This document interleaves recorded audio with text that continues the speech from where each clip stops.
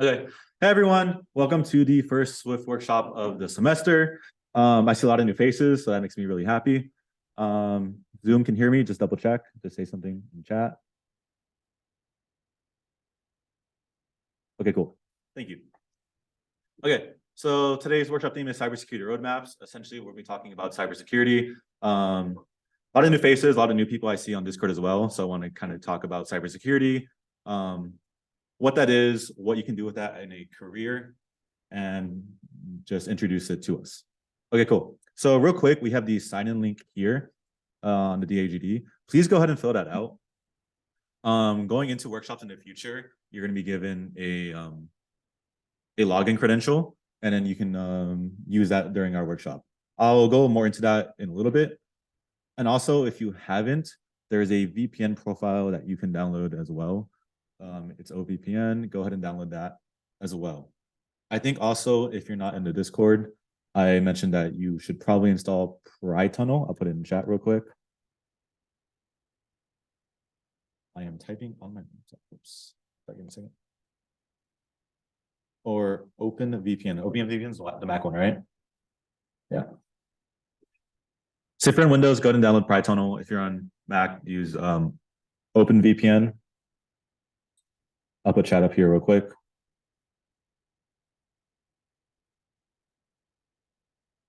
For those of you that don't know me, my name is Bryant. I am a senior. I'm the director of academy. So almost all Tuesday meetings and workshops I have some part of in. I'm not going to be hosting all of them because I would go crazy. I'm just here to help out, make sure they go smoothly. Also, who helped out a lot is Gabe. Hello, everybody. My name is Gabriel. I am the Vice President of Operations for Swift. So basically, I do a lot of like the backend project management stuff for all the things that we do here. And yeah, I'm happy to see all the new faces and hopefully you take away something from today. Today's workshop should be simple, but just so you know, in the future, if you ever have questions, don't hesitate to ask me, raise your hand. We love questions. If you're shy about openly asking a question, there's a lot of board members here. If you're a board member, just raise your hand, please. Swinterns included. Yay. Feel free to bother them because you're not going to bother them. Honestly, you'll think you're bothering us, but then we'll talk to you for 2 minutes and you'll be annoyed with us. It's great. We love cybersecurity. Okay, I'm going to move forward. This. Okay, cool. So real quick, this is our schedule for the semester. Like I mentioned earlier, or I might have mentioned it last week, but this semester schedule is a little bit different. Last semester and years previous, we would jump from topic to topic every week. So it was fun, but also kind of hard to retain information. So this time we're doing a different approach where we'll approach a topic and talk about it for 2 to 3 weeks. So that way you have a week to get familiar with it, learn the basics, and then the next 2 weeks to develop your skills in it. Next week is going to be Linux, and then the week after will be Linux work, a little bit more intermediate to advanced Linux stuff. And yeah, and then that's how it's going to go. Go ahead and clean this. Okay, cool. So what we're covering today, at first will be cyber careers. So like I said, there's something for everyone. Next will be cybersecurity educational resources. So how to get started. Getting started in cybersecurity can be very confusing. So we're here to make that a little bit easier. How to Swift workshop.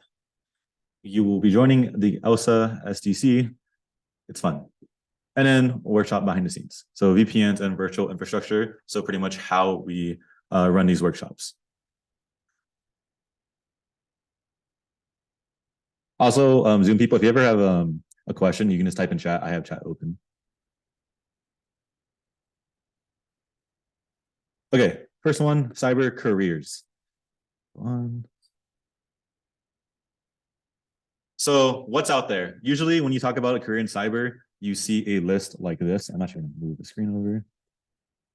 And people always talk about, oh, get certificates, do this. Oh, you can do security, IAM. There's all these certificates and it gets really confusing really fast. This is us like just kind of showing you like what's out there and how it's not just like 5 simple certs or 5 simple jobs.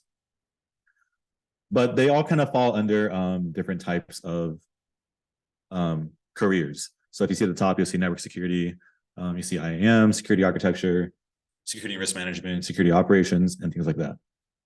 So all these different certs and paths pretty much lead to. Also, the link here is in chat if you want it to look at it. I am pressing enter on my laptop. I'm not presenting. Yeah. Do you want to talk about this? Okay. And essentially, in a more shorter list, these careers move into things like this: architects, consultants, penetration testing, security systems administrator, computer forensics analysis, information security. I'm very doubtful that everyone knows what all these do. Even I have trouble memorizing all of these, but there's something from everyone, whether you're more into programming, whether you're more into forensics, whether you're more into red teaming, whether you want to do security, whether you don't like talking to customers, you just want to work in the back end and do technical stuff. There's careers for that. If you like working with customers and more having more public facing side, there's careers for that too. There's all types of skill sets that we need in cyber. So don't feel like, oh, I'm not that good. I'm not like amazing technically. That's fine. There's careers for you there as well. Yeah. One thing I can also add to this is like, just because you get one position or one role for a time being doesn't mean that you're locked into that role. In cybersecurity, there's a lot of mobility in terms of like changing roles and changing responsibilities. So if you get, for example, a position where you're pretty happy with where you are for like 5 years, but after that, you decide maybe you want to explore some different options. Well, a lot of skills tend to be pretty transferable to between different careers. So, you know, you can move from, for example, like someone who focuses in like network security or like network architecture, and then you can move on later into like security operations or a management role. Or you could switch into like offensive security, or you could take an entirely different route and do anything else. But in addition to that, like transferring between cybersecurity roles, there's also a ton of people who get into cybersecurity who have like no cybersecurity background, who previously did things that are not even remotely related to cybersecurity. There's been people who are like, essentially they do things like geography or something like that, or biology or medicine, or political science or something like that. And then they have their first experience with something related to like cybersecurity, whether that be offensive security, whether that be incident response or forensics, or, you know, any of these titles or careers. And, you know, then they get interested and then they start learning all the basics. So it's never really too late to start. There's always a time and place for everyone in cybersecurity. And I think that's one of the reasons why we're so excited about it, is that no matter what your background is or what you want to do in the future, there's pretty much always a position for you. So, yeah. And jobs in cybersecurity aren't limited to like FANG companies where you think you have to work for Facebook, Google, Amazon. Banks need it, government needs it. Everywhere, almost every huge company now has some sort of cybersecurity department because a lot of our information is online. So you're not limited to just FANG. You're limited to almost everything. Yeah. Okay, cool. So while I went over, or not went over, but kind of introduced you to a bunch of different job careers, there's a big four that Swiss specializes in: offensive security, digital forensics, incident response, and system administration. So that's kind of like the main four that we're going to talk about throughout the semester. If you want to know something else, honestly, just ask us. We can probably try and fit in a workshop for it one of the semesters, but these are the main four we focus. So real quick, over some quick careers before we go over resources. Digital forensics, it's pretty much data recovery, data trails, and trying to make a story out of data. Forensics isn't just like, oh, here's a hard drive, I need to find information. Oh, here's the information. A lot of times you're given like just snippets of data, snippets of information, and then you kind of have to make a story out of it. Regular companies need this just for data recovery and things like that. If you ever want to work with police and things like that, this is the career for you, because a lot of times there'll be a special case where you need to grab evidence, digital evidence, analyze it, make a story, and then present it in court. And honestly, the hardest part of all that is presenting it in court. I don't know if you've taken the digital forensics class here, but essentially one of your final projects is making a digital forensics report, and you will be grilled by the professor as if you are in a real court. And you have to be right. You can't get things wrong, because the other opposition is going to have their own expert, and he's waiting for you to say something dumb so he can call you out. It's very fun.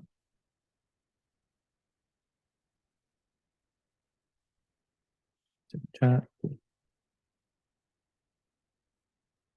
Next are careers in system administration. So essentially setting up servers, installing configuring machines. You design and plan environments for whole companies. So instead of just building a little environment for your little lab or you're at home, you're building it for a whole company. And this can be, 10, 20 machines to hundreds, depending on where you work. Adding cloud-based resources. So like I said, as companies get bigger or smaller, they need to adapt, they need to expand, they need to not deload, get smaller. Yeah. Size down. Yeah. Yeah, let's go with that. Yeah. So your environments are always changing. There's times where I've talked to people that work in the field, and they're like, yeah, we have this plan, and then we get bigger, and that's thrown out the window, so we got to rebuild and things like that. So careers in cyber is always fun because there's always something new to do.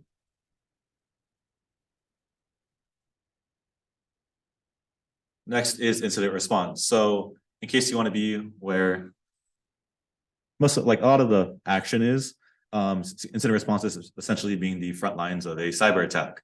So you maintain firewalls, monitor network activities. If something goes wrong, you're one of the first ones to respond. There's types of things here where you're in preventative roles, where your job is to make sure these attacks don't get in or happen in the first place. And then there's the response roles where, okay, something bad's happening, we need to stop it now. And then also there's the pre-planning, like security consultant, which I talked about earlier, which is like you're building the game plan. So you can be someone that works in preventative, you can be someone that works in response, or it can be someone that builds the game plan for an entire department. Yeah. And one thing that I also want to add really quick, just to provide some insight into, I guess, cybersecurity in general, but I'm sure other careers and other fields have it. But there's like one thing that's very particular for incident response, which is essentially being what's called on call. I don't know if you guys have heard of this before, but basically, when you're dealing with incidents, you never know when it's going to happen. So for example, it could happen at 3 o'clock in the morning when no one's in the office. But you have to be able to respond as soon as possible. So one way that companies deal with this is essentially they pay people extra.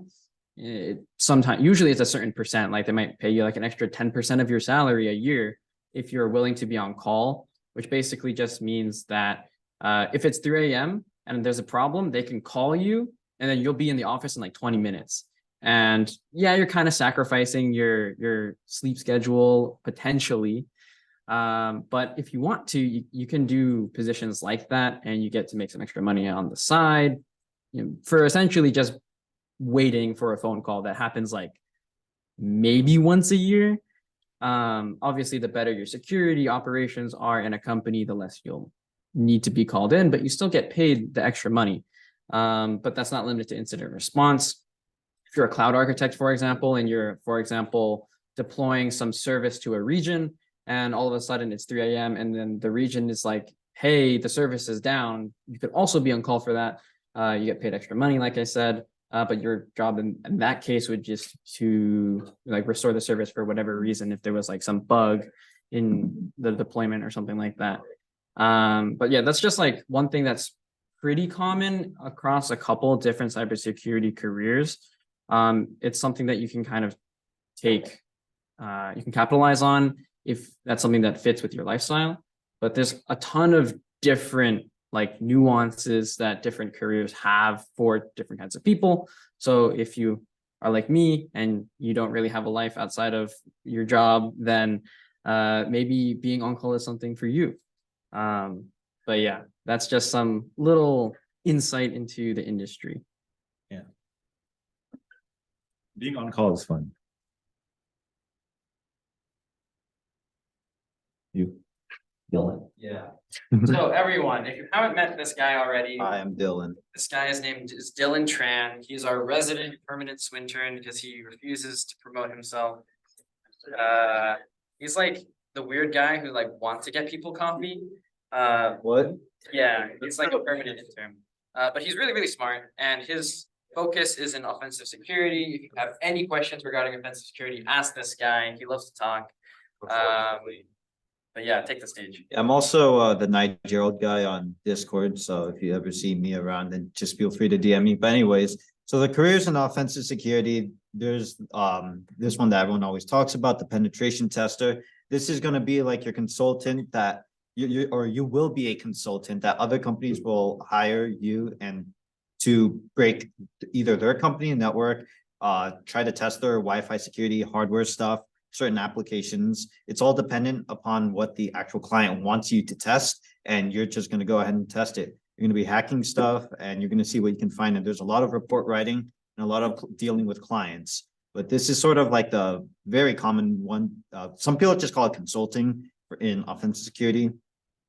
You have red teaming, which is similar to penetration testing, but rather than explicitly looking for vulnerabilities within a network or maybe specific hardware or technologies, you're going to be more emulating an actual threat. So whereas in the penetration test, a company might they will alert their security team, letting you know they have a penetration test occurring, and you'll be telling them what actions you're doing so the security team knows to not stress out about certain things.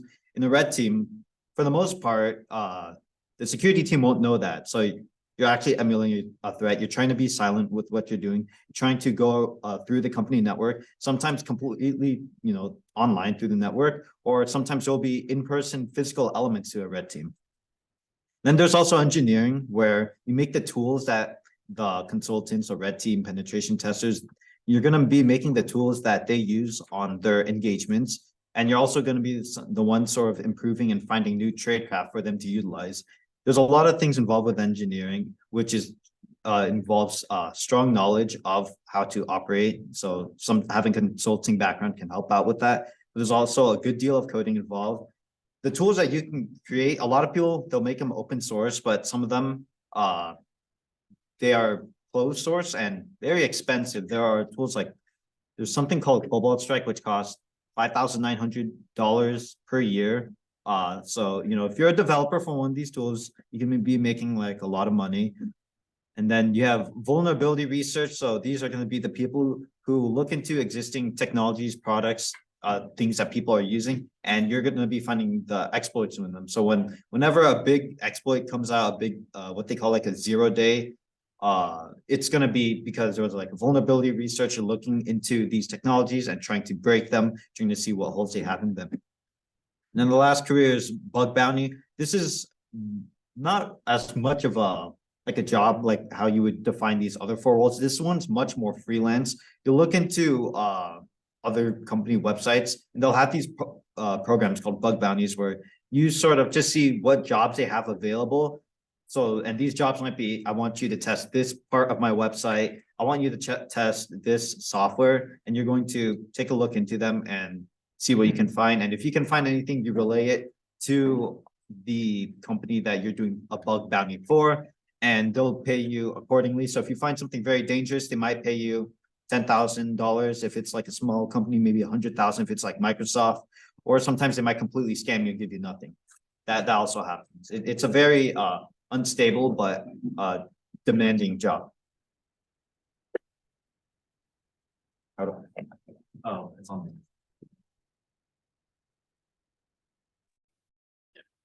Okay, so next up we have cybersecurity educational resources.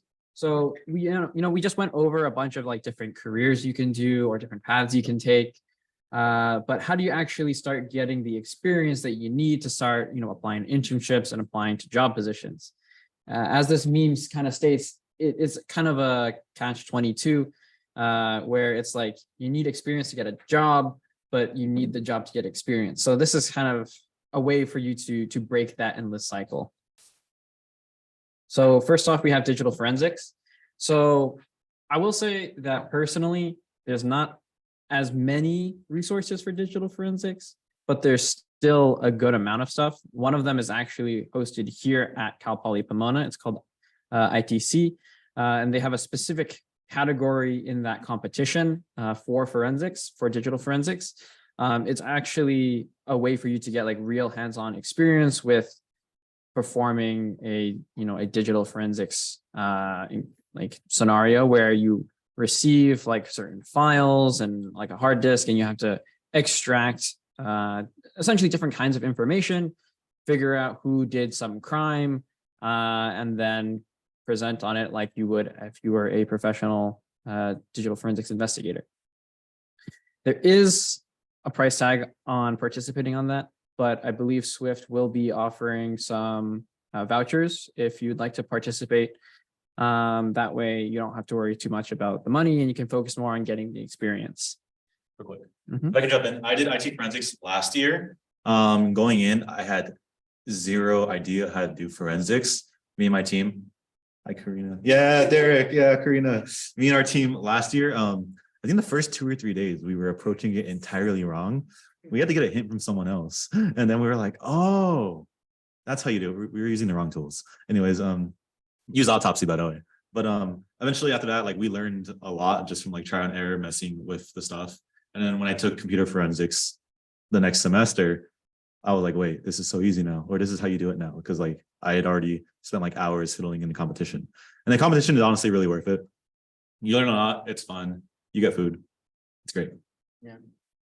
Also that competition is hosted by a club called MISA. So you can look out for announcements from them if you're interested. But maybe, a big competition is not your thing. Maybe you prefer something a little bit more small scale or something you can do more at your own time. Well, there is a website called CTF Time, and they basically will have a catalog of a ton of different competitions known as CTFs, or Capture the Flag. In this case, you would be looking specifically for these Capture the Flag competitions that have digital forensics challenges. Not everyone will have digital forensics challenges, but some will, and usually they tend to be pretty good. So you can definitely keep an eye out for those. Some CTFs are pretty difficult. Some of them are aimed more at beginners. So you can kind of filter based off of your skill level and your experience. And also some of them tend to have like a yearly like recurring event essentially. So you can maybe look up some previous reviews of certain CTFs and see if they have like good challenges that might be up your alley. And the last bullet point that we have here for now is Eric Zimmerman Tools will have a workshop actually with these forensics tools later on in the semester. So you can get some experience with what being a digital forensics like investigator might be like. And these are just it's a really good suite of tools for like Windows forensics if you need to perform those kinds of tasks. But yeah, like I said, we'll cover more of that later on in the semester. So we'll save some more of the juicy information for then. Now, if you want to be a system administrator, there's quite a few things that you could possibly do. First off, we have some competitions that focus kind of in system administration. So CCDC, or the Collegiate Cyber Defense Competition, is a competition where you essentially get placed into the middle of a network that you've never seen before, and you have to try to figure out what's going on, what the business actually needs and what they don't need, and how you can best prevent security incidents from happening. And this is all happening while essentially a live threat actor is trying to break everything that's on your network. It's a pretty high-tech competition, but you learn a lot, both technically as well as on the soft skill side, like how to write good incident responses, how to respond to like angry managers, things like that, how to give presentations. So there's a ton of stuff you can learn. The tryouts and the boot camp specifically for CCDC happen over the summer. So unfortunately, there aren't signups for this semester, but it's something that you can kind of keep in the back of your head and kind of pay attention to during the summer so that you can, go to those workshops and those boot camps so that you can participate in that for the next school year. If you're a senior, Unfortunately, you won't be able to compete in that, but you will be able to compete in Swift's very own red versus blue competition, which is kind of similar to CCDC, except that it focuses a little bit more on general security practices. There's less focus on, stuff being on fire and exploding everywhere. But red versus blue happens during the regular spring semester. It's going to happen on April 22nd. So you can kind of put that on your calendars if you are interested. Similar to CCDC, there's going to be elements of system administration where you have to try to, update software, apply patches, figure out kind of what's going on in the network, all while having an active threat, essentially trying to prevent you from doing that. Red versus blue is not as stress intensive as CCDC. So if you want something that focuses more on, learning via, spending time with your system and stuff like that, then definitely I highly recommend competing and participating in Swiss red versus blue. To put it the way I think Jasmine put it, it's the highest risk, low risk competition you can do. Highest stress, lowest risk competition you could do. Damn, I quoted it wrong this time. Okay, anyways, it's really fun because unfortunately businesses don't like giving us their network for some reason. I don't know why they don't give it to us and let us mess with it and attack it. So in this one, we kind of created ourselves. It's really fun. And honestly, it's a really great talking point on like interviews and stuff. There have been people who are like, hey, you did a red versus blue. How was that? Like, what did you see? How did you solve it? How did you approach it? They're really interested in things like this because it's something similar to what you'll see in the workforce. I think every time I've done some type of interview, they ask me about this. And also the red team is attacking you live, which also usually doesn't happen in like these practice environments. And it's made up of our competitors in CPTC, CCDC, and alumni. So it's really fun and you're gonna have fun. Yeah. So you can get some like real experience with what people have seen in the real world. But let's say you want to do something right away, something that you can do right after this workshop. Well, then your best bet is probably going to be these 3 bullet points here. So virtual machines, home labs, and scripting exercises. So the first one, virtual machines. If you have never touched cybersecurity before, you may not know what a virtual machine is. But essentially, you can think of it as you have a computer that's completely safe. It's sandboxed. Whatever problems happen inside of this virtual machine will never escape onto your actual computer. So it's a way for you to do risky things without any of the actual risks. And there's a couple different softwares you can use to kind of do this process. Some of them might be VirtualBox. You might want to use VMware. If you have enough money to afford a private like server, then you can use Proxmox, which is open source and allows you to spin up a lot of virtual machines all at once. So if you want to simulate, for example, an entire corporate network, you can do that without having to own a company. But virtual machines allow you to like test whatever you want to test without having any of the repercussions happening on your physical actual hardware. So for example, if you wanted to test some kind of malware, like a virus, you could do that on a virtual machine. It's running in a little window on your computer, but let's say it completely trashes that virtual machine. Well, great, you can delete the virtual machine and make a new one, and your hardware, the thing that you actually bought, perfectly fine, completely untouched. So that's kind of the power of virtual machines. You're going to get a little bit of experience later on today with a virtual machine that we have. Do you have a question? Can I know something? Yeah. I'd like to know that we have a lot of virtual machines available at the SDC. So let any of us know if you want to set up some runtime. Absolutely. Tons of resources for you. So if you just want to get some, experience in, but you don't have the PC or the laptop that can handle it, just ask us and we'll be happy to spin something up for you. And yeah, the next thing here is home labs. Essentially, home labs use virtual machines, but it has a little bit of more of a specific goal that you're trying to accomplish. As you can see here, we have 3 different home labs that we have put together over the years. So some of these are a little bit older, but they all kind of hold up the same of different specific things that you're trying to either create or build or set up. So you get that experience with troubleshooting and researching and Googling. And I can tell you from personal experience, when I'm at work and I'm a security engineer, Google is like my best friend because literally, for example, today my boss, he was like, hey, can you like do this task for me? And then I was like, I have no idea how to do that. And then he said, did you try Googling it? And I said, ah. And so I Googled it, I figured it out, and yeah, it ended up working out fine. In the real world, right? You're not going to have like professors barking down your, what's this? Barking down your tree. I don't know. But you're not going to have people like yelling at you for using Google. You're actually going to be expected to be using Google. So that's what these home labs kind of allow you to do, is just get practice with solving your own problems by yourself using the glorious internet. It's really fun. There's a lot of areas you're gonna walk into and you're like, I've never seen this in my life. So then you're just on a Google search thing and then testing different things. You're never gonna know the answer to everything. Yeah. And usually when you see like job positions that say like, oh, we need you to have at least like 5 years of experience in some certain software.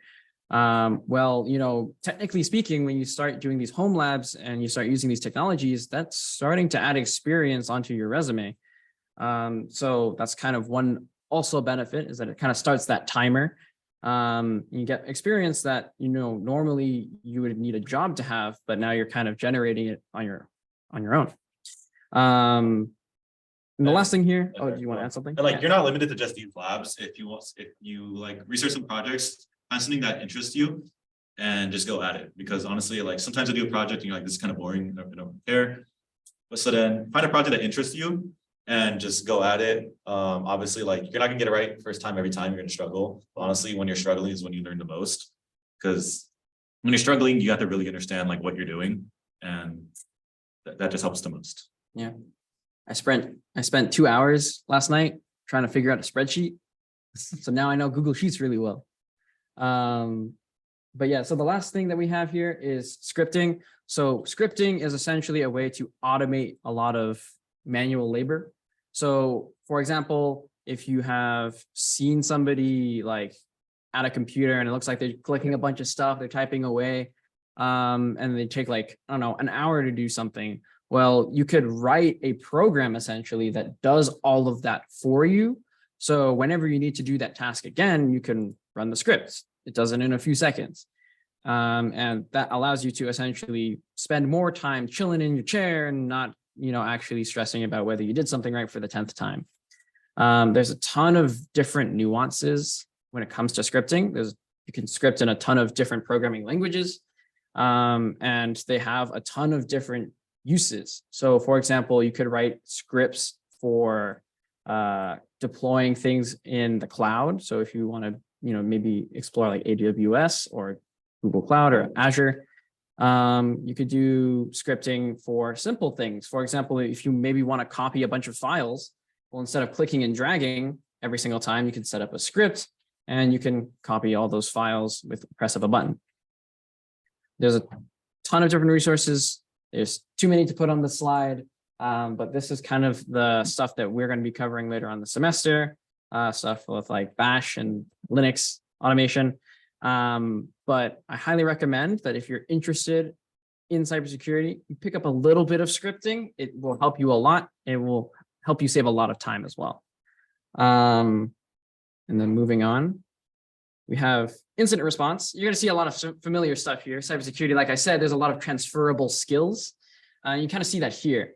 CCDC, RBB also have elements of incident response. Like we mentioned, there's going to be an active threat actor kind of like trying to mess with your network. So in this case, you know, you can learn some incident response skills and experiences and things like that.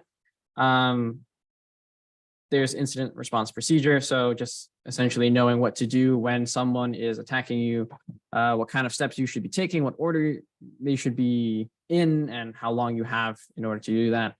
There's a ton of different like textbooks or certifications and things like that, all online. Most of those tend to be free for one reason or another. And, you know, you can learn essentially all these things that people pay big money for free at home. And lastly, we have CTFs.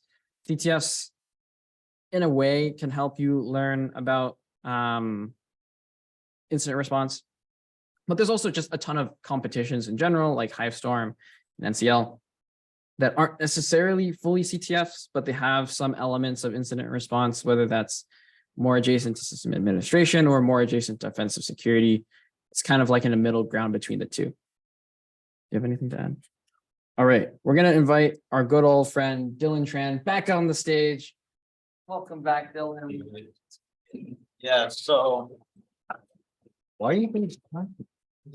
Oh, okay, that's nice.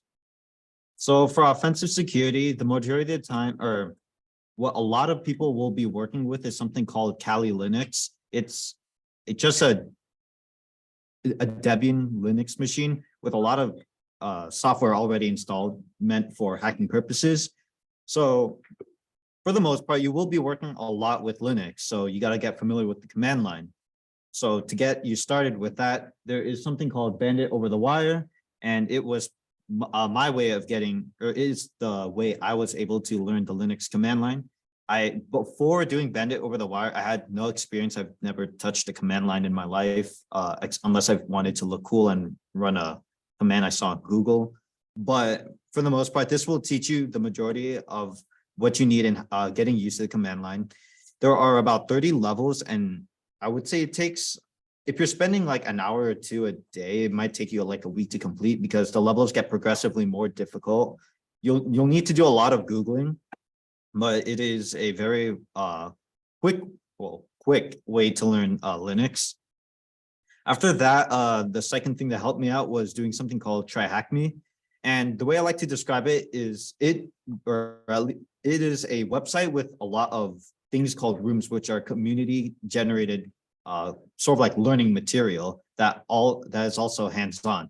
And the way Try Hack Me approaches teaching penetration testing is relatively hand-holdy. So if you're starting out completely new, like I was at the time, it is exactly what you're going to need, because now that you know Linux, and let's say you know that there is a computer that is vulnerable, but you have no idea how to approach it at all you know it is vulnerable, this will sort of teach you that methodology and that mindset of how to approach it.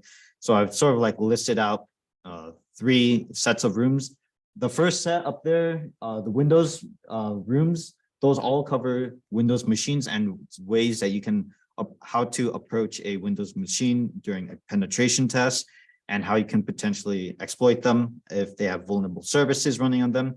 Same thing with the Linux machines. And then for the for web stuff, since web is its own field within offensive security, there is a lot of technical depth that goes into web. In fact, each of these ones. So web has its own sort of room dedicated to it. And like Gabe was saying, there is a lot of offensive security resources. And this isn't an exhaustive list. So, this isn't everything. So I made a second slide. And for this second slide is after you go through all that previous stuff, you should hopefully have a general feel for an approach within offensive security. So this is where it starts branching off. There's a lot of different resources. Since I'm more of a network penetration tester, and that's what I like to do, I ended up doing a lot of Hack the Box. It is a platform similar to Try Hack Me, but rather than presenting you with vulnerable community generated software and then sort of holding your hand and giving you hints throughout, Hack the Box tosses you blind and you have to figure everything out on your own. So using the methodology that you learned from doing Try Hack Me's, Hack the Box should become more approachable. There are over 200 machines with 20 free ones being available at any given time. If you want to access the whole library of all 200 something, you have to pay like this $10 a month subscription. I would say it's pretty worth it for at least like a month or two if you have the time to really put a lot of time into it.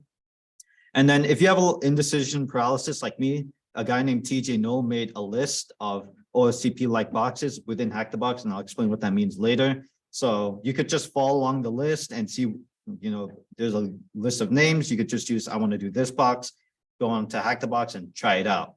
For the people who might be doing, offensive security, but then they realize, okay, maybe I don't like doing the network pen test stuff as much. I want to exploit vulnerable applications.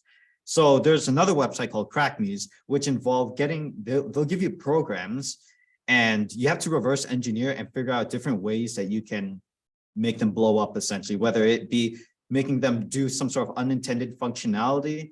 actually, no, that's like it for the most part, or extracting sensitive information within the programs. Those are things that CrackMe's will introduce you to. And say that you don't like doing the network pen test stuff and you want to try like a variety of different things. Like the resource Gabe recommended earlier, there's CTF time, which contains binary exploitation, which is what CrackMe's cover, reverse engineering, also what CrackMe's cover. But then there's a lot of very in-depth web exploitation or maybe application security that you'll have to be focusing into. CTF time has a constant rotation of challenges going up every week, and there is no bar for entry. You just sign up with an email, go into the challenge and see what kind of just go in and YOLO it. And then as per certifications for offensive security, I don't know why I put this here, but they are sort of like the gateway to the industry, and some of them will teach you a lot of things. While having certifications is nice, though, these resources, especially Hack the Box and CTF time, from what I've seen from hiring people, they seem to love them. When it comes to offensive security, they keep asking like, oh, you've done like Hack the Boxes before. Have you done any CTFs before? They'll maybe ask for what your rank is on the websites, maybe like how many boxes you've done or how many challenges you've done. And sometimes with your during the technical part of the interview, you'll be talking about the things that you did within them. And so these are some very helpful resources. But moving on, there's certifications, and I mean, you need certificate, or you don't need, but it's ideal that you have some certifications coming into any sort of position. The three primary certifications, I've taken two of these. There's the OSCP. It is a super expensive badge of approval. It's like $1,500 for the learning material and the exam. If you're looking to get into consulting, they'll ask you, you have your OSCP, or it is something that every single application what do you call it, job application will be looking for. They'll be looking like, do you have your OSCP? They won't really like talk about what you did for the OSCP, since it's so common knowledge within the industry what it tests you on. But yeah, it's just an expensive badge of approval. And personally, everything that you would learn from doing the course material and the OSCP, you can learn on your own by doing Hack the Box for like a fraction of the price. There's also an up and coming certification that's been getting more traction called the CRTO, or the Certified Red Team Operator. It's not as much focused on a penetration tester, but it's more focused for people looking into red teaming and more specifically Active Directory stuff. And it will introduce a lot of offensive Active Directory fundamentals and sort of red team methodologies and practices. It is much cheaper. I believe it's around $400 something, and you get to keep the material, the learning material, for a lifetime. And if it gets updated, you'll still maintain access to it. So it is a very good course to invest into if you've done some basic network penetration testing and you want to start looking into transitioning into a more red team focus. And the last one is something called the PNPT. And from what I've seen and heard from it, it is very similar to the OCP, except the exam format is much less demanding, and the way the exam works is much more comprehensive and focuses on other parts, not just exploiting the machines, but the report writing and presenting your findings to an actual client. So these are all different materials and resources that you should look into if you want to start getting started in offensive security. So yeah, so as Dylan just went over, accidentally clicked a link, but you can see some stuff here. Like these are like a list of stuff. It'll keep you occupied. I think I went 3 months on autopilot and 50 of them. Yes. But now we're going to go into the real meat of the workshop here. So like the actual hands-on experience with some stuff. Before we do that though, I just want to make sure that everyone has like the main key takeaways that we started off the workshop with. I guess the reason why we started off the workshop the way that we did. The key points that we wanted to communicate is that no matter what your background is or whether or not you know what you're interested in when it comes to cybersecurity, there is always going to be some specific niche for you. And there's always going to be a way to get paid a lot of money for that. But also there's a ton of ways that you can get the experience you need from home for free. And also there's a ton of great people that you can just talk to, and they can either share their experience or share their resources, or just let you know maybe if it is aligned with what you are interested in. So definitely don't hesitate to ask any of us, or if you happen to join, our community, then, don't hesitate to ask our alumni, and things like that. Most of the people in the cybersecurity world are pretty open with sharing their information and experiences. Like I said earlier, you're not annoying us if you talk to us about security. Just give us like 5 minutes and you'll be annoyed with us because we're just gonna keep talking and talking and introducing you to new things. And also just as an FYI, this is like the most we'll ever talk in a workshop. Usually we'll like do like maybe 15-20 minutes of talking and go straight into like hands-on activities. So yeah. Okay, so we're gonna move on into the actual hands-on portion. So this is going to kind of be the rough guideline for like the way that most workshops will be in the future, and like how you can actually participate. So this is the 3-step process, essentially. Step 1, you're going to connect to the SDC. The SDC is the Student Data Center here at Cal Poly Pomona. It's essentially a server room that has a ton of resources, like a ton of CPUs, a ton of RAM, ton of hard drive space that we can essentially portion out into a bunch of bite-sized labs for all of you to enjoy and learn from. So once you connect to the SDC, you're going to complete the lab that we've prepared, and then you can ask questions either during the lab or afterwards after you finish if you want to maybe learn a little bit more. I will say like questions are like 90% of the value of coming to a workshop, especially one that's in person, right? If you don't ask any questions, you kind of just show up, you work on it and you leave, you're missing out on a ton of stuff, a ton of potential depth that you're kind of missing out on. So I highly recommend, if you're stuck or if you just want to know a little bit more, then you can, ask some questions about that. And if we don't know, then we'll probably get back to you within like a day or two with a better answer, or at least maybe some resources to point you in the right direction. But yeah, so this is like the rough 3-step process. Getting into the first point of how to connect to the SDC, you're going to have a couple requirements. So step number 1, have a web browser. Hopefully everybody does. So, Google Chrome works. Pretty much any web browser you use will work. If you use like Opera or something like that, it should work. Then you're going to install a VPN client. If you are running a Windows computer, you can use Pritunl client. It's the simplest one. If you're using a Mac or you're using a Linux laptop or computer, you can download OpenVPN client. That one should work for you. These 2 clients will do the same thing. It's just, depends on the platform that you're using it on. The next step you're going to do is you're going to download the VPN profile that we have. As you can see here, you can download that at this link, da.gd/STCVPN. This will allow you to use the VPN and connect over to the servers that we have. And then lastly, you're going to actually launch the VPN client with the profile, and you're just going to need to type in this PIN code. Basically, it's just 6 zeros, and then it'll let you connect. Once you're connected to the VPN, you can then access our servers. You can access them by going to that link, https://elsa.stc.cpp. You cannot access this website without being connected to the VPN. It's actually private. So that's why you need the VPN in order to participate in the labs. If anyone has any like problems with either downloading the VPN or like it's giving like weird authentication issues, raise your hand, let us know, and we can help troubleshoot that with you. And the sooner we kind of finish troubleshooting those with everyone, then in future workshops, everything should be running pretty buttery smooth.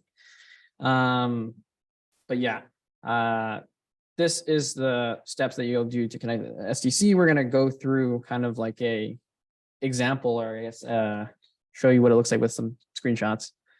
So once you download your VPN, you're essentially going to follow this process.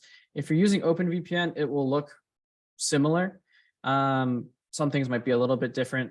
I think OpenVPN is like orange instead of like this dark blue color. But essentially you're going to click like the import button and import the profile that you downloaded. Then you're going to click what is essentially going to say connect. In this case, for even though this says like OpenVPN, this is running in Pritunl. But you essentially just click the connect button, and then it's going to prompt you with a PIN code box. You type in the 6 zeros, then you click connect, and then you should be connected to the VPN. If it gives you any error like authentication issue or something like that, let us know and we can help troubleshoot that with you. But real quick, by show of hands, is anybody still like needing to download a VPN client? Everybody has one? Awesome. Does anybody still need to download the profile? Okay. Do you need the link again or? Yeah. So it's right there. da.gd/stcvpn.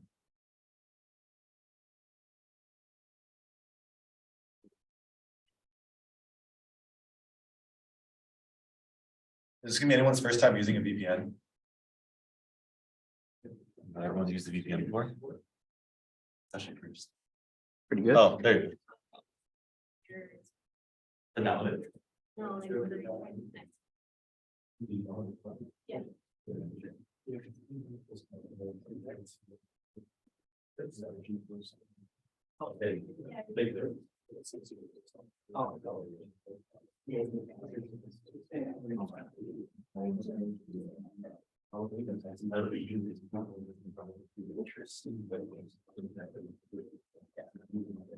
One second, I'm gonna test my VPN. Oh,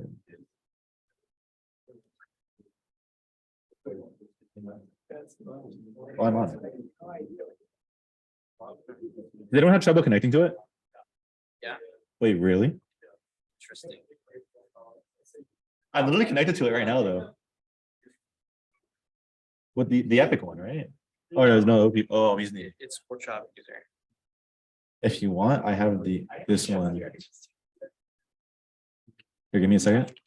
Give me 1 second. I'm gonna test everything.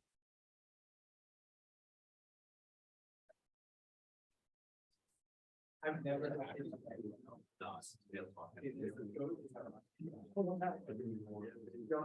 Oh, wait, I have the backup.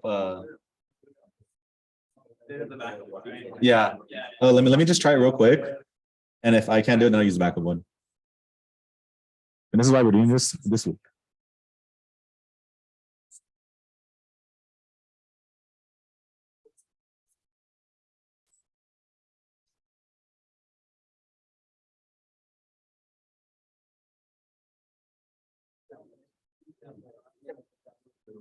Now do them. I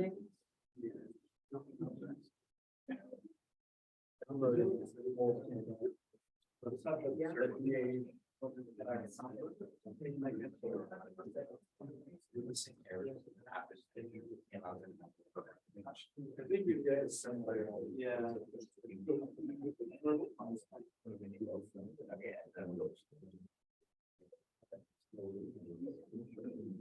It's SCC VPN server, like that's the name, I think.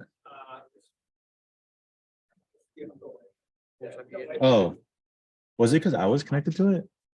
It should allow multiple connections. Yeah, because I was on it. Earlier, right? Yeah.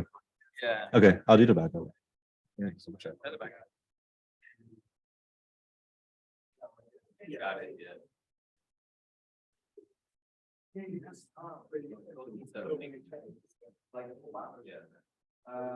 Okay, new link.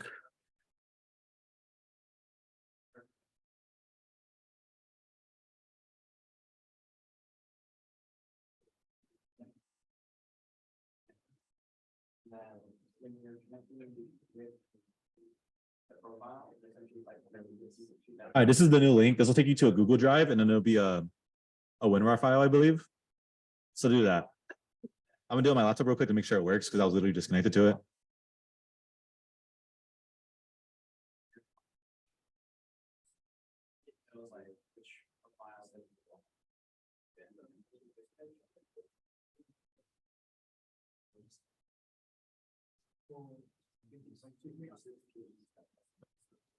Oh, so maybe like one person. Like. Oh, when we're.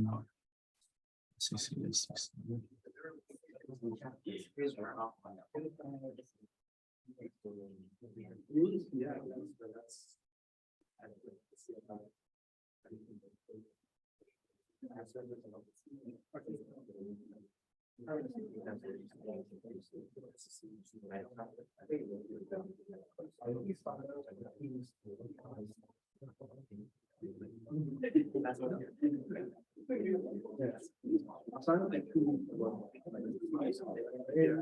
I was just like, you know what, working on this, so I'm gonna.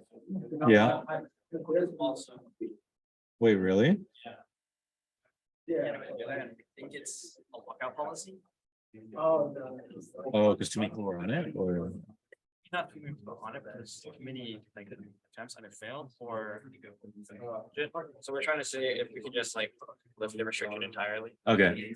So that it should work. for any people. So like. Hold up. I'm gonna mute real quick. We're lifting the policy real quick. Let's see if we can fix it. I'm gonna mute.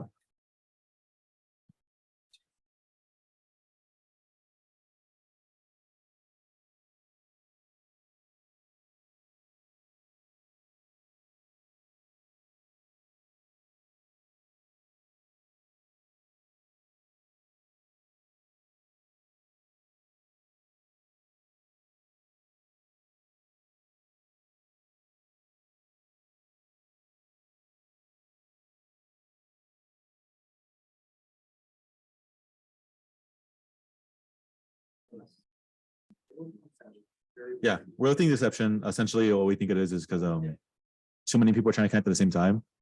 So it might have one of our like security options might have just like triggered. So we're gonna look through that and get that fixed. And yeah, scaling things out to like 50, 60 people can be tricky. So we're gonna fix that right now.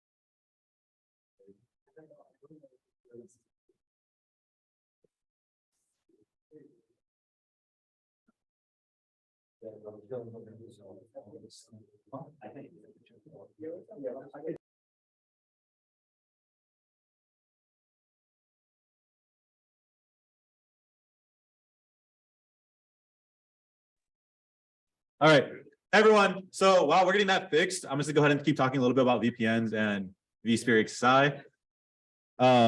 Honestly, you're not doing anything wrong. It's just on our backend stuff. Things work when you test it for 3 people, and then you test it with 50 people in a live situation. They tend to break sometimes. So test everything you ever do.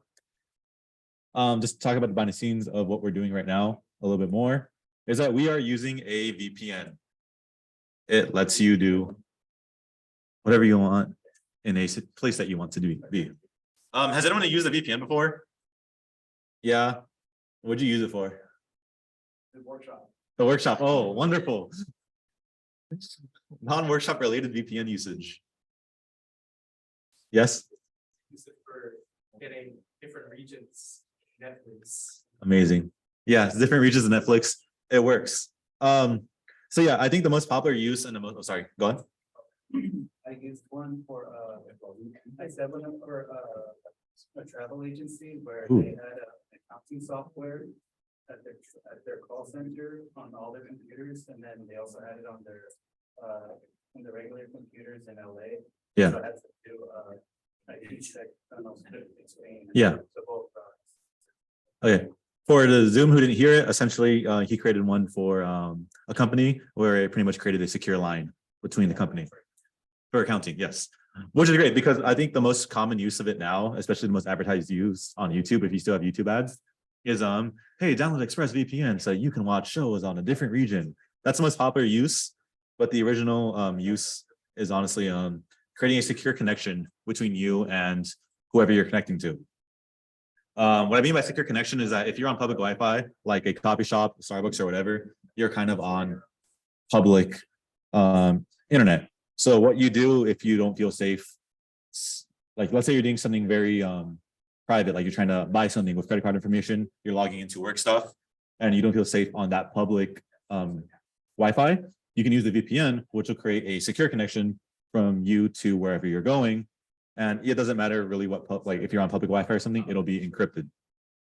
So that's how we use VPNs in terms of security. The way we're using it here at in Swift is because we have our student data center where we host all our stuff.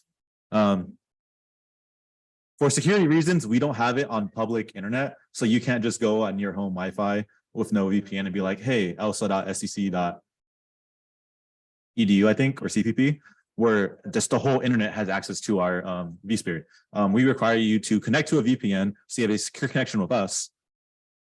And then from there, you can use our student data center. So yeah, there's different uses for it. It's not just trying to watch different movies. Hand raised or? Oh yeah, you're fine. So yeah, a lot of different uses. This one? Yeah. Okay, so we have a diagram here. It's got a ton of different kinds of VPNs.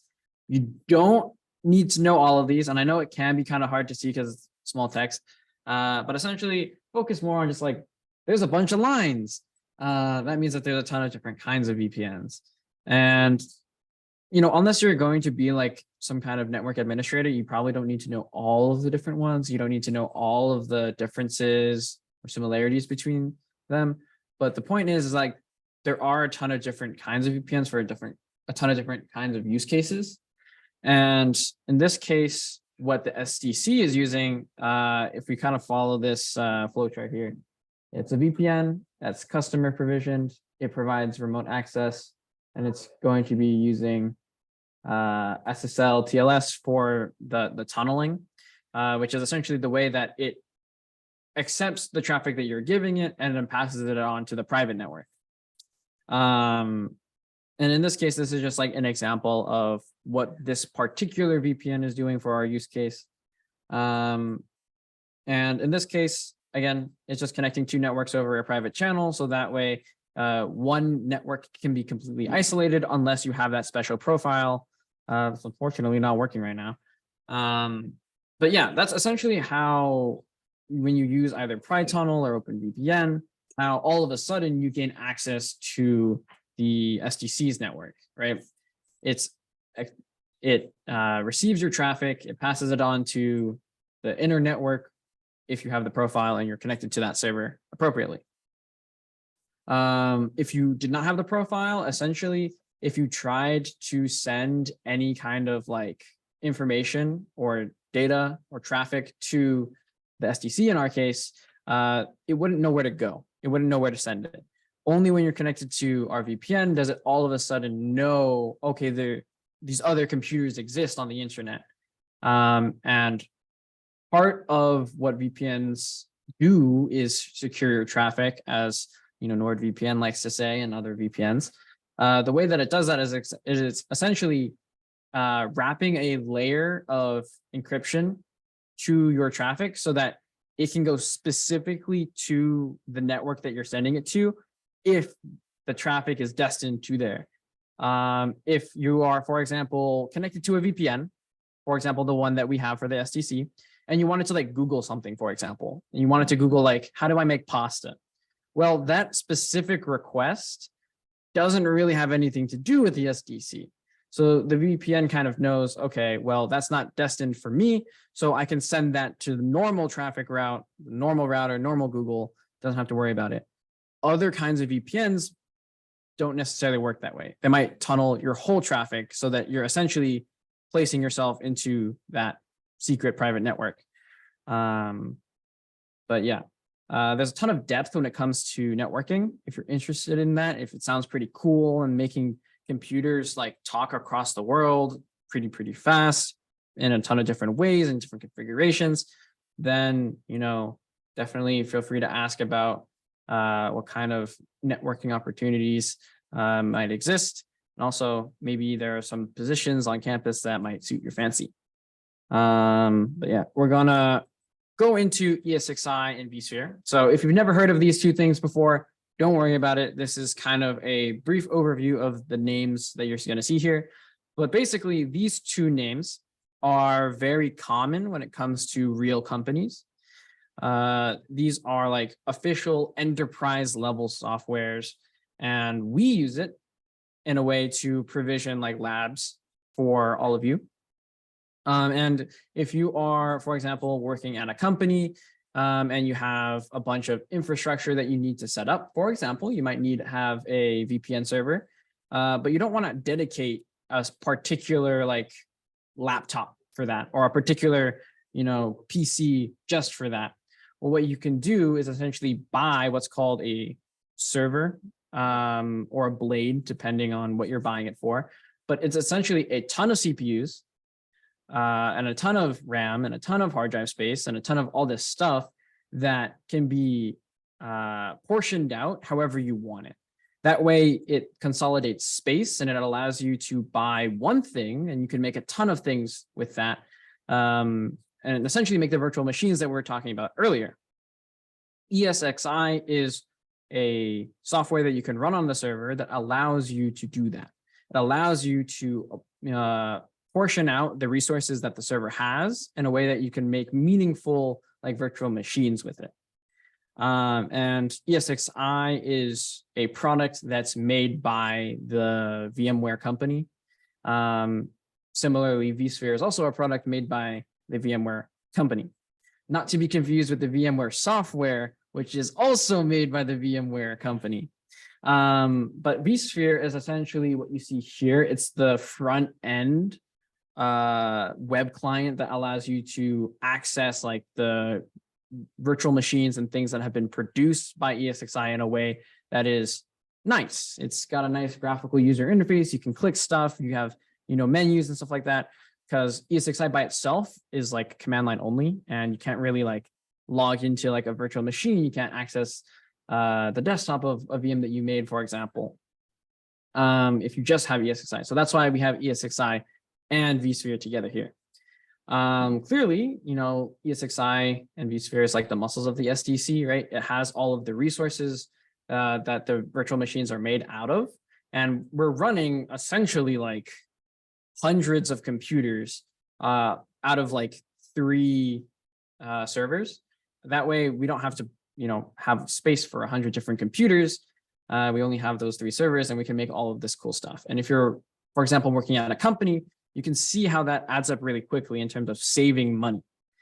I will also mention that if you wanted to like set this up yourself, it would be really expensive because you have to not only buy the server, so like the physical hardware, you'd also have to buy a license for ESXi and vSphere.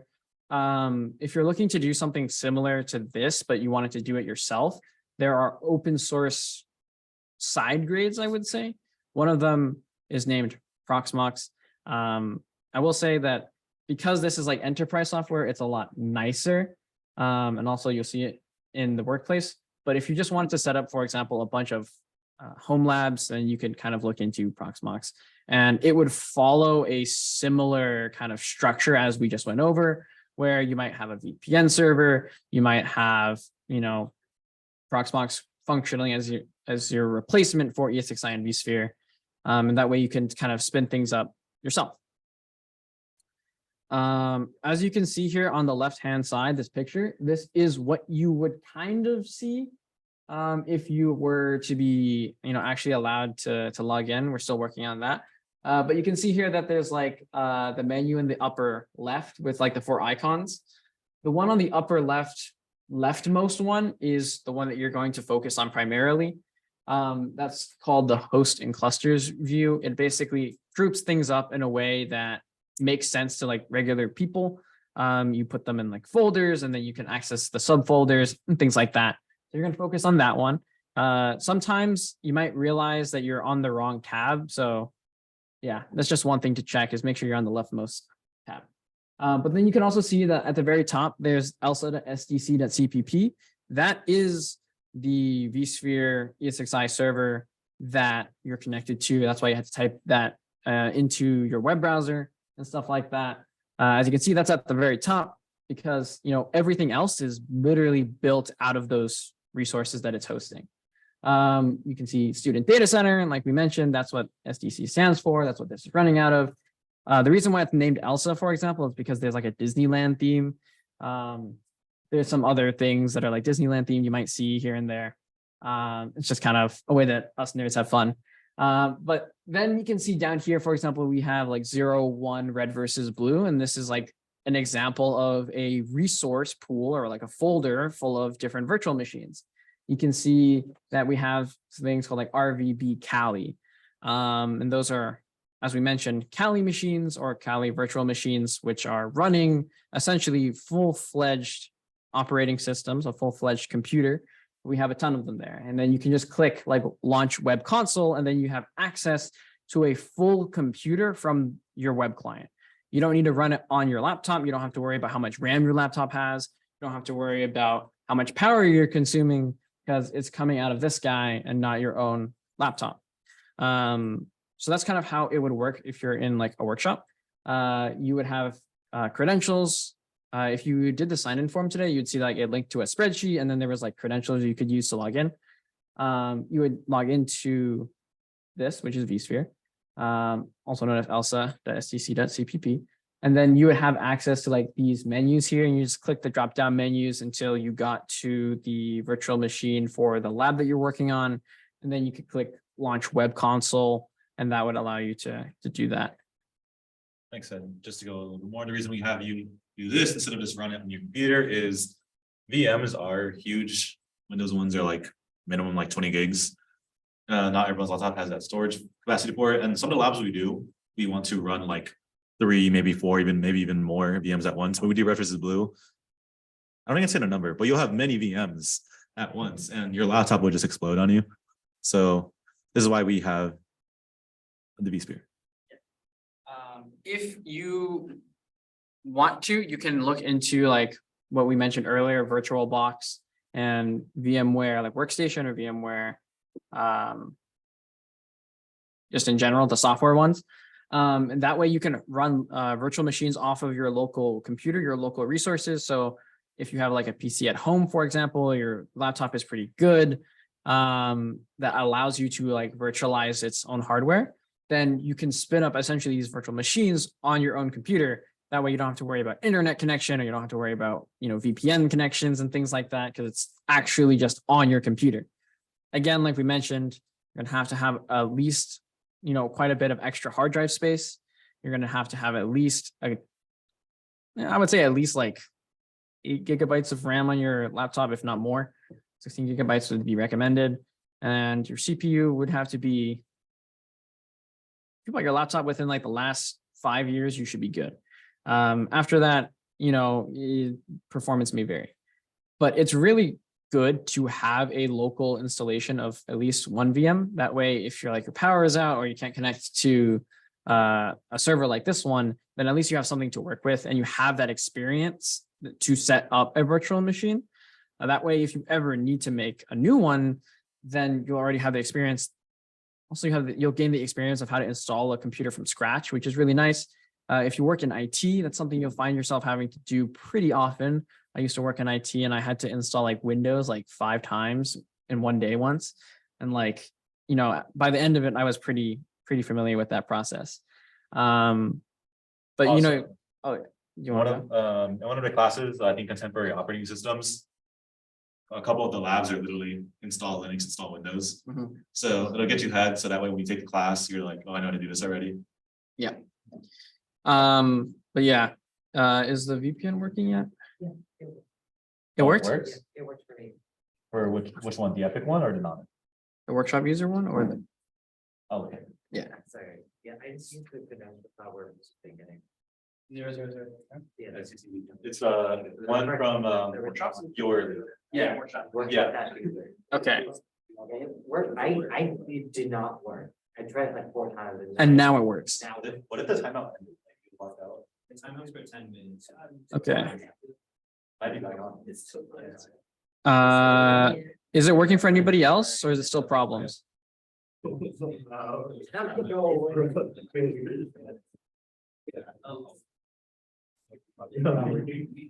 great. Usually it's never. I couldn't do like that. Really like it.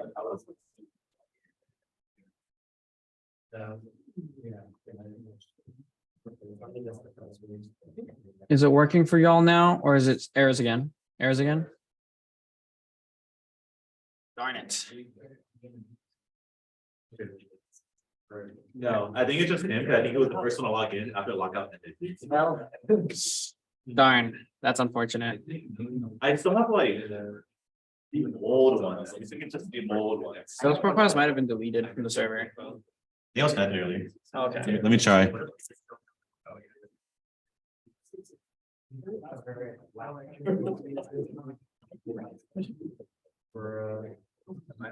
I had the one from our Wireshark lab.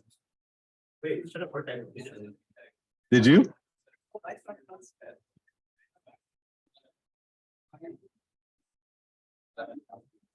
Oh, yeah, it failed.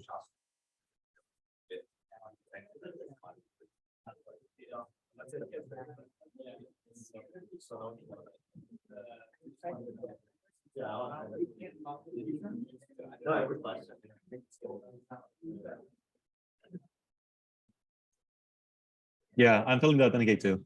Okay. Okay, give us a few minutes to figure this out. Just to reiterate, this is the workshop where we're gonna talk the most. We like speaking, but we don't. Speaking is fun, but we rather just do like hands-on workshop stuff. So if you felt like, hey, like this was kind of a lie, like this wasn't hands-on, just wait till next week and a few weeks after, where sometimes we'll just talk for 10 minutes and be like, all right, here you go, have fun. Also, this is why we're like, this is like the first workshop is that, you know, we get all these issues sorted out for the future ones. Thank you for sticking with us so far as we continue to try to troubleshoot this issue. Yeah.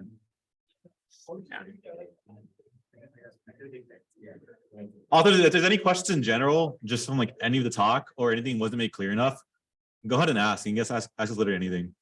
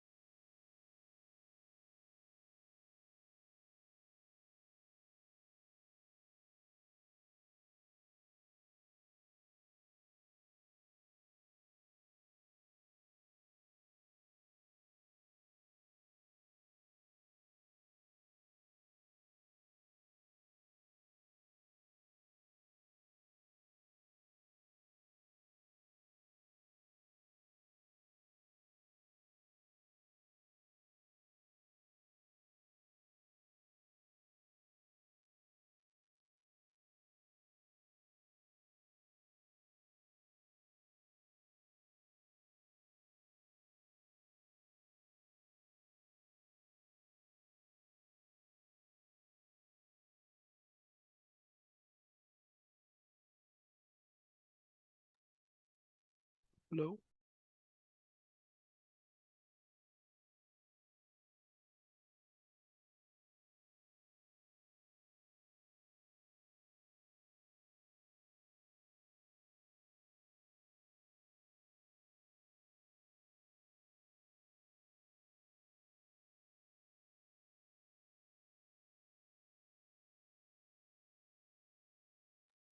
Oh.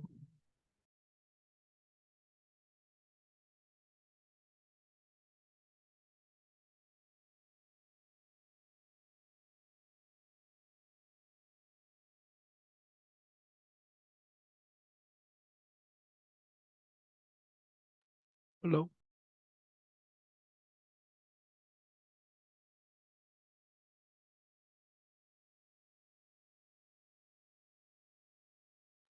Hello.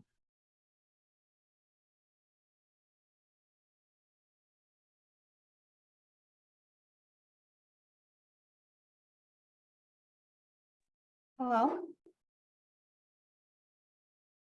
Do you need help or?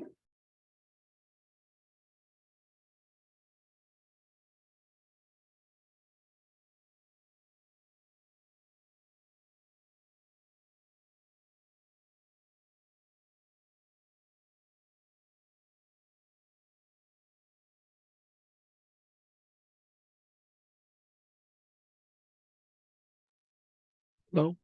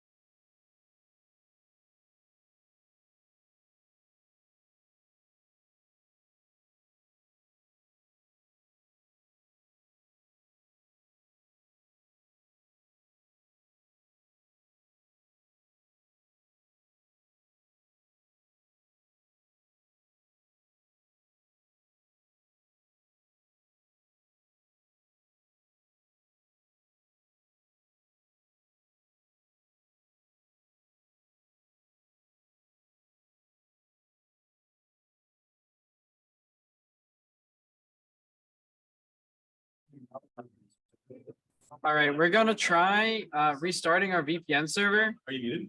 No, I muted, yeah. So we're gonna try restarting our VPN server and that will hopefully fix the issue. Give us a few minutes to do that.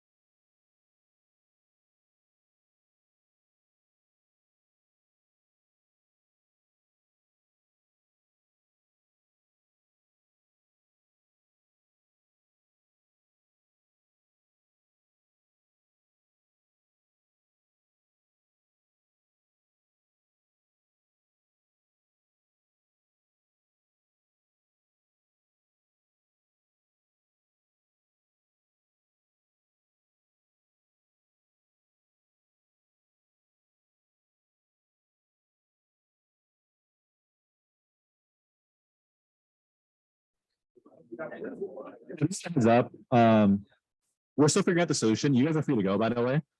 Just know that this is all gonna be fixed by next week. It's just a quick, like, 1 day problem we have.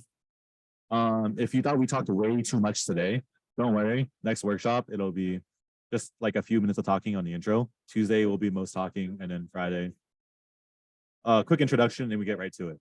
Like I said, week is one, so we can test our VPN. And yeah,